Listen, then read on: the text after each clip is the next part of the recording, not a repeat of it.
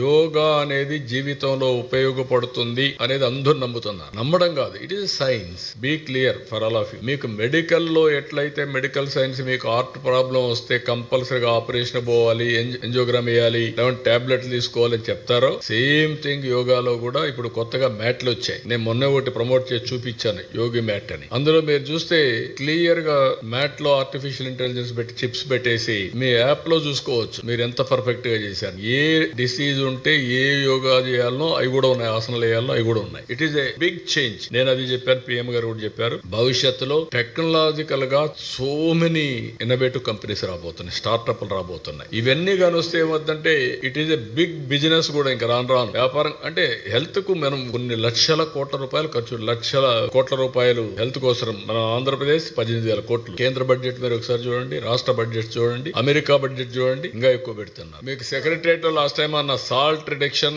Oil reduction చేయమని ఆ రోజు చెప్పాను. ఇంకో పక్క ఆర్గానిక్ ఫుడ్ కూడా తయారు చేస్తున్నాను, ట్రేసబిలిటీ అండ్ ఆల్ సర్టిఫికేషన్ అవి కూడా ఇచ్చామని చెప్పాం. ఈ రెండు గానీ మీరు చేస్తే ఈరోజు పిఎం గారు మాట్లాడుతూ 10% రిడక్షన్ ఆయిల్ చేయమన్నారు. ఇవి ఆయిల్ సాల్ట్ తగ్గించి ఆటోమేటిక్ గా మీరు ఆర్గానిక్ పోగలిగితే హాస్పిటల్ పోయే పని లేదు. మీరు హాస్పిటల్ పోవాలంటే మీ ఇష్టం, కానీ సింపుల్ టిప్స్ ఇవన్నీ.